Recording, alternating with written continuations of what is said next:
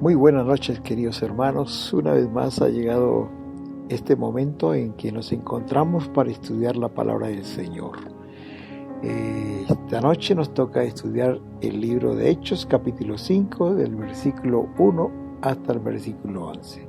Antes de leer esta porción de la palabra del Señor, vamos a orar pidiéndole que el Señor, a través de su Espíritu Santo, pueda enseñarnos, pueda aplicar esta palabra a nuestros corazones, y también pidámosle que el Señor nos haga tierra fértil, en donde la semilla sembrada dé fruto a 100%. Bienvenidos a todos los hermanos que ya se conectaron a través de la radio y que estamos listos para empezar nuestro estudio. Por favor, tomen nota, tomen sus cuadernos, tomen sus lapiceros, también su Biblia, y dispongan sus corazones, su mente y todo su ser para recibir la palabra del Señor. Quiero aprovechar este momentito para agradecer a la hermana que nos mandó una fotito del cuadernito donde están tomando notas, y la forma que se dispone para aprender la palabra de Dios es hermosa.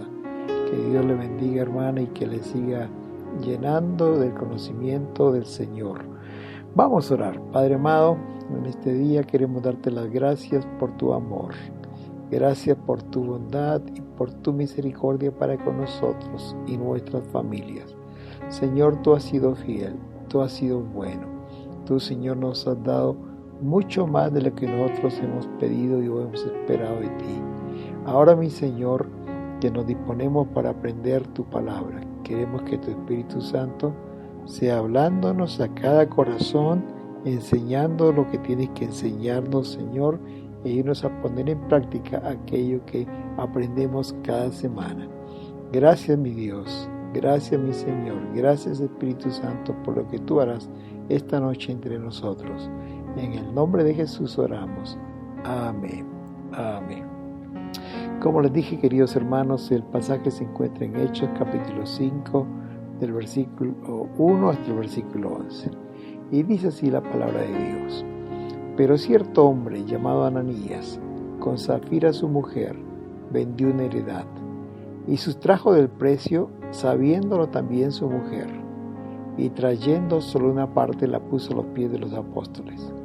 Y dijo Pedro: Ananías, ¿por qué llenó Satanás tu corazón para que mintieses al Espíritu Santo y sustrajeses del precio de la heredad? Reteniéndola, ¿no se te quedaba a ti? Y vendida, ¿no estaba en tu poder? ¿Por qué pusiste esto en tu corazón? No has mentido a los hombres, sino a Dios.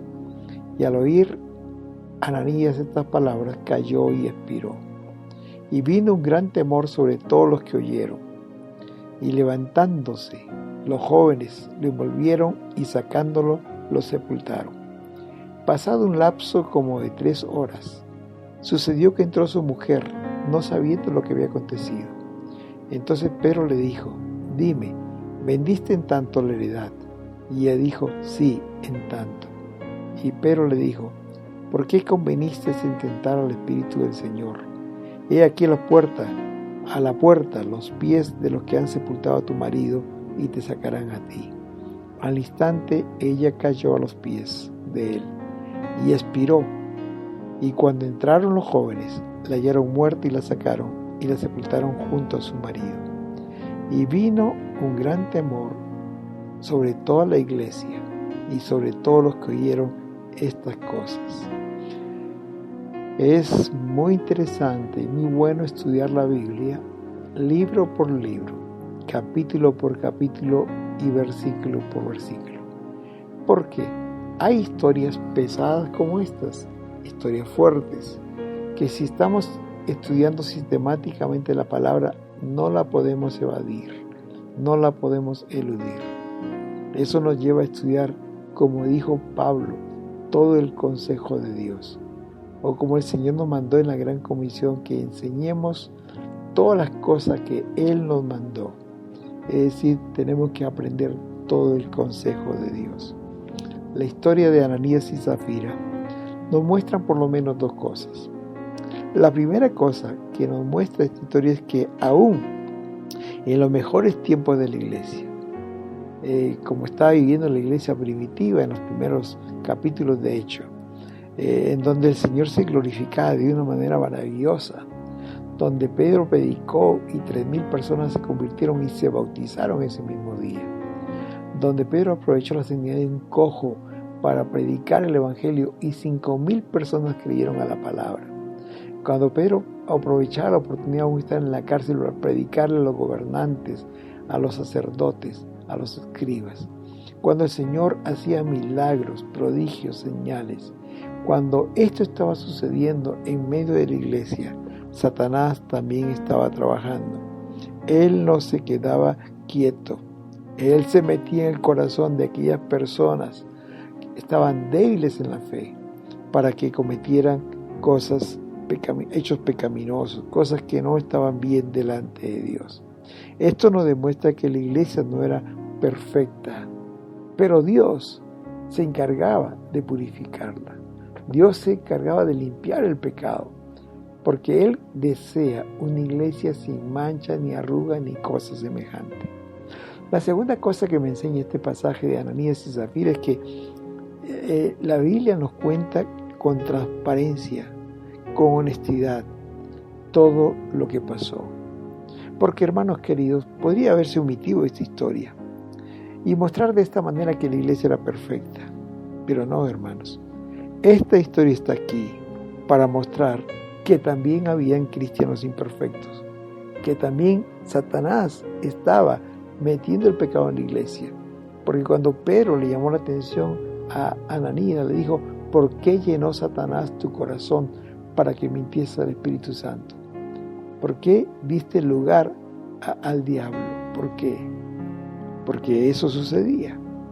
Una de las más grandes virtudes de la palabra del Señor es que nos muestra a sus héroes en sus grandes momentos, pero también, hermanos, así como nos muestra también a personas en sus grandes pecados, como en este caso el de Ananías y Zafira.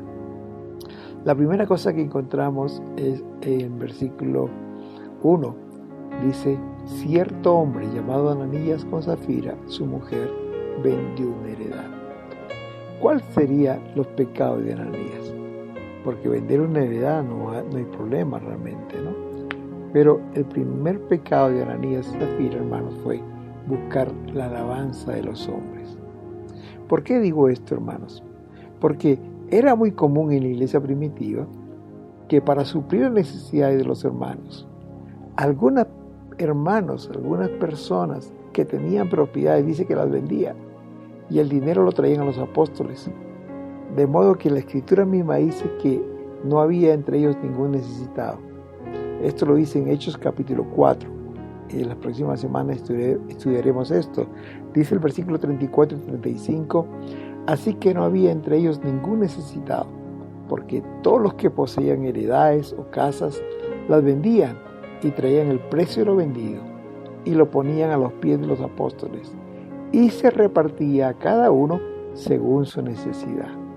La escritura dice que no habían necesitados entre ellos, porque la gente que tenía heredades o casas y tenían ese corazón bueno de compartir con otros, dice que las vendían, le daban a los apóstoles y lo repartían a cada uno según su necesidad. Quizás ellos, Ananías y Zafira, sabían lo que hizo José. José fue una de estas personas que hizo este acto de misericordia, de compasión. José le llamaban también Bernabé, y más conocidos en la escritura como Bernabé. Bernabé fue el que fue al primer viaje misionero con Pablo. Bernabé fue el que discipuló a Pablo. Bernabé fue el que discipuló a Juan Marcos. Bernabé era un líder importante en la iglesia. En Hechos capítulo 4, 36 y 37 nos cuenta lo que hizo esta persona en la iglesia primitiva. Dice: entonces José, a quien los apóstoles le pusieron por sobrenombre Bernabé, que traducido es hijo de consolación, levita, natural de Chipre, como tenía una heredad, la vendió y trajo el precio y lo puso a los pies de los apóstoles. Hermanos, la motivación de José era correcta. Su intención era pura. Él realmente no estaba buscando, hermanos, alabanza de los hombres. ser reconocido por los hombres. Él no le importaba eso. Él estaba buscando agradar a Dios. Y como su nombre lo dice, hijo de consolación, o hijo o hombre de compasión. Realmente él estaba buscando que las necesidades de las personas sean atendidas. Él lo hizo por amor, él lo hizo por compasión y también en un deseo de agradar a Dios. En cambio, Ananías y Zafira tenían una motivación incorrecta. Ellos realmente estaban buscando alabanza de los hombres. Estaban buscando ser reconocidos por los hombres. Y la Biblia es muy clara respecto a esto, queridos. Dice Mateo capítulo 6, versículo 1 al 4, ¿no? Dice, guardaos de hacer vuestra justicia delante de los hombres, para ser vistos de ellos. De otra manera, no tendréis recompensa de vuestro Padre que está en los cielos. Y el consejo que nos da la Escritura aquí, en este caso es el mismo Jesús que nos enseña y nos dice, cuando pues des limosna, no hagas tocar trompeta delante de ti, como hacen los hipócritas en las sinagogas y en las calles, y aquí está la motivación incorrecta, para ser alabados por los hombres. Dice el Señor, de cierto os digo que ya tienen su recompensa. Pero ¿qué debemos hacer? Si esto es incorrecto, si la motivación es incorrecta, buscar alabanza de los hombres, ¿qué debemos hacer? Dice el Señor, y nos dice a nosotros esta noche, mas cuando tú des limosna, no sepa tu izquierda, es decir, tu mano izquierda, lo que hace tu mano derecha, para que sea tu limosna en secreto. Y miren lo que dice aquí, y tu Padre que ve en lo secreto, te recompensará en público. Es posible que cuando José hizo esta ofrenda de compasión, cuando él vendió esta heredad y dio el dinero a los apóstoles, él lo hizo con una motivación correcta para agradar a Dios y para ayudar a sus hermanos necesitados. Lo hizo en secreto, pero su Padre que vio lo secreto lo recompensó en público. Porque desde esos primeros momentos José o Bernabé fue reconocido como un líder fuerte en esa iglesia. Queridos hermanos, ¿qué nos enseña este pasaje? Que podemos engañar a los hombres, pero a Dios no le podemos engañar. Ananías y Zafira buscaban la alabanza de los hombres, pero no les importaba, no les motivaba esta acción a agradar a Dios. Esto estaba en un segundo plano. La pregunta para nosotros esta noche es, ¿a quién estamos tratando de agradar cuando damos nuestras ofrendas y nuestros diezmos, cuando damos nuestro dinero? ¿A quién queremos agradar? ¿Estamos buscando agradar a los hombres o a Dios? Aquí nos enseña que tenemos que buscar agradar a Dios, que tenemos que dar en secreto, y nuestro Dios que ve en secreto, Él va a sacarlo a la luz, va a recompensarlo en público. El segundo pecado de Ananías y Zafira, hermanos, que encontramos aquí es que es la mentira. Miren lo que dice el versículo 2 al 4. Y sustrajo del precio, sabiéndolo también su mujer, y trayendo solo una parte y puso a los pies de los apóstoles. Y dijo Pedro a Ananías, ¿por qué llenó Satanás tu corazón para que mintieses al Espíritu Santo y sustrajeses del precio de la heredad? Reteniéndola, no se te quedaba a ti, y vendida, no estaba en tu poder. ¿Por qué pusiste en tu corazón? No has mentido a los hombres, sino a Dios. Queridos hermanos, Ananías y Zafira, dice la palabra que se pusieron de acuerdo. Se pusieron de acuerdo para sustraer parte del precio de la propiedad. Y lo trajeron a los apóstoles como si fuera el total de la venta. Eso es una mentira. Eso no es verdad. Por eso es que Pedro le llamó fuertemente la atención. Cuando le dijo en el versículo 3 y el 4, ¿vendiste el terreno? ¿Por qué te quedaste con parte del dinero? El terreno era tuyo. Antes de venderlo, pudiste haber dispuesto el dinero a tu gusto. ¿Dónde estaba el pecado? Porque es posible que Ananías y Zafira hayan prometido vender el terreno y entregar la totalidad del dinero de la propiedad a los apóstoles. Es por eso que Pedro le dijo en esta oportunidad: el terreno es tuyo y ustedes pudieron venderlo y disponer el dinero como ustedes quisieran, pero eso no hicieron. Prometieron esto y sustrajeron parte de ese dinero. Queridos hermanos, la palabra de Dios nos enseña en Eclesiastés capítulo 5, versículos 4 y 5. Cuando hagas una promesa a Dios, no tardes en cumplirla, porque a Él no le agradan los necios. Cumple lo que prometes, pues vale más no prometer que prometer y no cumplir. El pecado de Ananías y Zafira es que prometieron a Dios darle el total de la heredad, pero no lo hicieron. La palabra es determinante cuando dice: cumple lo que prometes. Y nos aconseja: vale más no prometer que si prometes y cumples. El pecado de Ananías y Zafira, queridos hermanos, fue la mentira. El haber hecho una promesa a Dios y no haberla cumplido. Quizás cumplido a medias, porque sustrajeron parte de la propiedad, del dinero de la propiedad. La pregunta para nosotros hoy es: ¿has hecho alguna promesa a Dios y no la has cumplido? Queridos, nosotros los humanos cometemos muchos errores. ¿Cuántas veces en nuestra relación con Dios? A veces estamos pasando tiempos difíciles, tiempos de gran necesidad, y lo que se nos ocurre es venir a clamar a Dios buscando la ayuda de Él.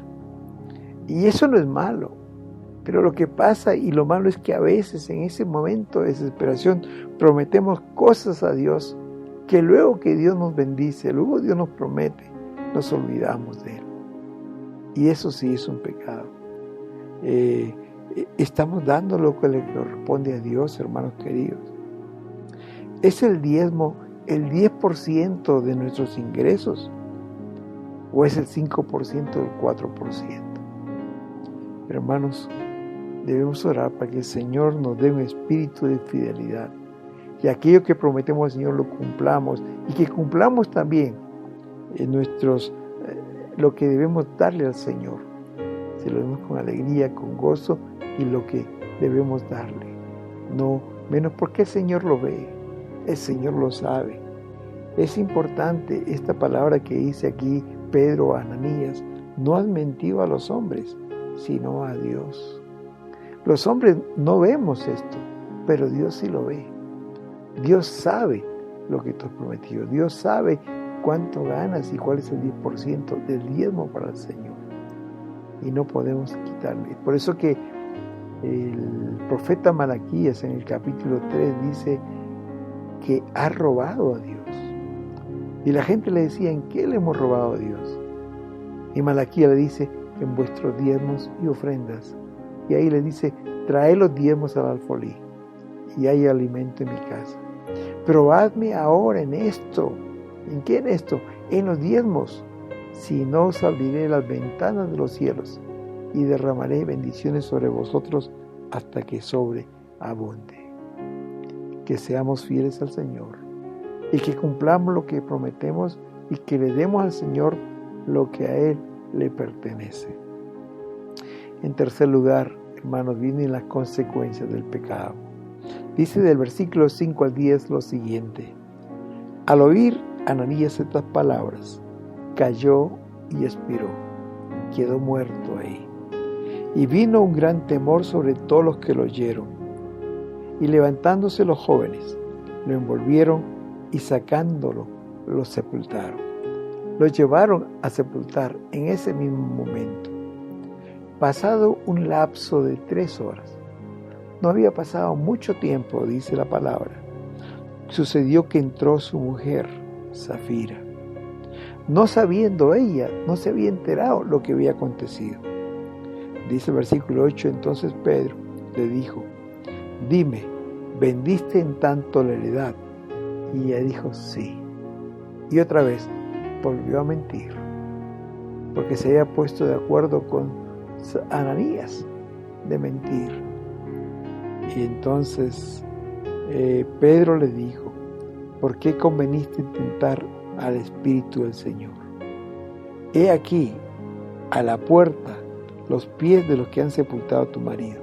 Ya están volviendo de sepultarlo. Y te sacarán a ti. ¡Qué sentencia más fuerte! Y dice el versículo 10, al instante ella cayó a los pies de él y expiró. Y cuando entraron los jóvenes, la hallaron muerta y la sacaron y la sepultaron junto a su marido. Queridos, el castigo para Ananías y Zafira fue la muerte. Aquí se cumple casi literalmente el versículo que está en Romanos 6:23, donde dice: la paga del pecado es muerte.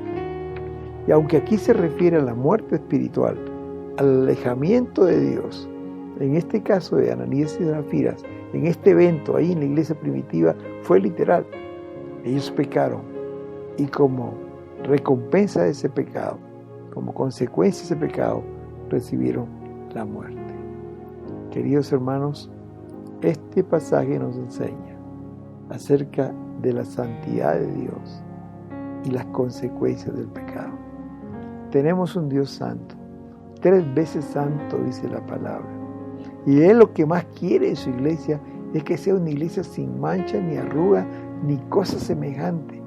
Una iglesia santa, una iglesia sin pecado. La palabra de Dios nos dice que se entregó a sí mismo por ella para santificarla. Jesucristo murió en la cruz para que su iglesia sea santa, para que no haya pecado. El Señor dice muy claramente en su palabra, en Gálatas capítulo 6, versículo 7, No os engañéis, Dios no puede ser burlado, pues todo lo que el hombre sembrare, eso también cosechará. Queridos hermanos, no nos engañemos, no podemos burlarnos de Dios. Todo lo que hacemos, sea bueno o malo, va a tener una cosecha, una consecuencia. Fue fuerte este episodio en la iglesia primitiva. Como dice la Biblia en el versículo 5, vino un gran temor sobre todos los que vieron y oyeron estas cosas. Por supuesto, entró temor. Y el versículo 11 también dice, que vino un gran temor no solamente sobre toda la iglesia, sino también sobre todos los que aún fuera de la iglesia oyeron estas cosas. El temor se apoderó de todos que escucharon esto. Pero ¿saben una cosa, hermanos? No es el temor de tener miedo a algo, a algo o a alguien. La Biblia dice que el principio de la sabiduría es el temor a Jehová. ¿Qué significa esta clase de temor? Es la reverencia a Jehová. Es el cuidado que debemos tener de no manchar nuestras vestiduras. Ya el Señor nos perdonó, ya nos limpió. No podemos estar jugando con el pecado.